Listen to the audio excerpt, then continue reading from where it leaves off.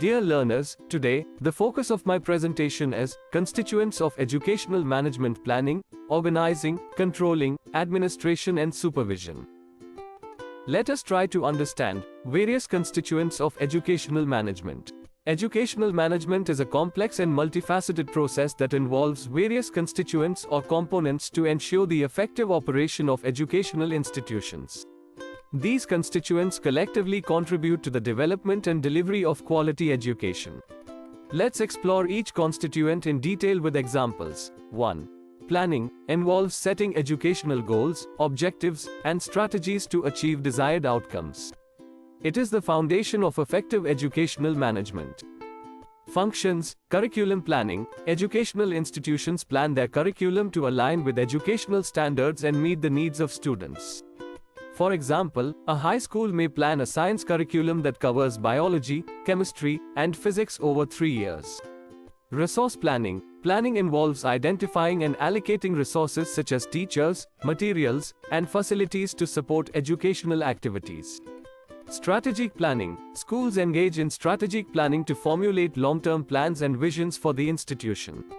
This may involve setting 5-year goals for academic improvement and infrastructure development.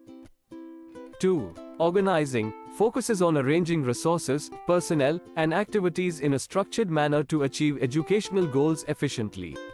Functions, staff allocation. Organizing includes assigning roles, responsibilities, and tasks to teachers, administrators, and support staff. A principal may organize the teaching staff by subject area or grade level. Classroom organization. Organizing involves structuring classrooms, schedules, and academic programs for effective teaching and learning. A school may organize its daily schedule to include specific periods for subjects like mathematics, science, and language arts. Resource management. Effective organizing ensures that physical, financial, and human resources are efficiently utilized.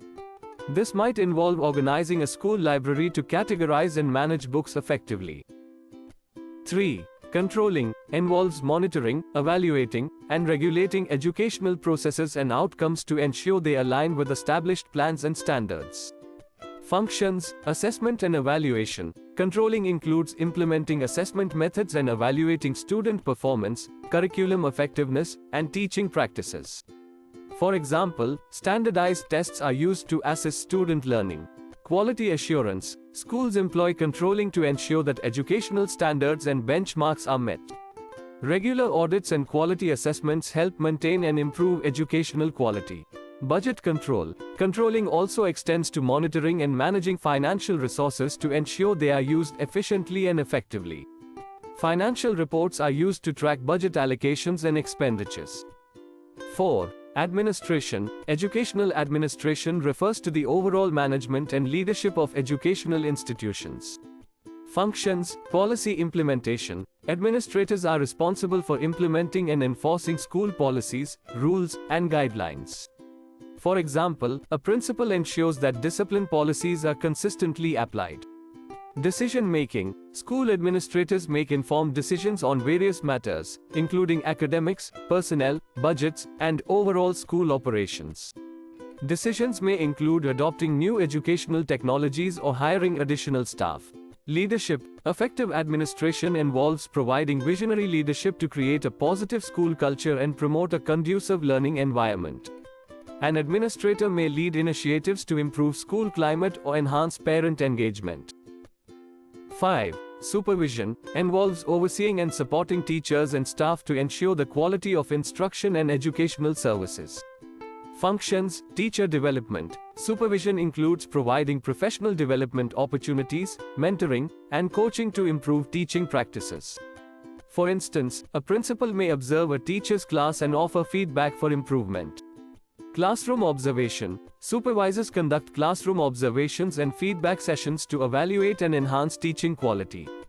This helps maintain teaching standards and fosters continuous improvement. Student support. Supervision extends to monitoring student progress and addressing issues related to academic performance, behavior, and well-being. For example, a school counselor may provide support to students facing emotional challenges. Thank you. Don't forget to subscribe to my YouTube channel, Education and Teacher Education, at Showkeen Bilal.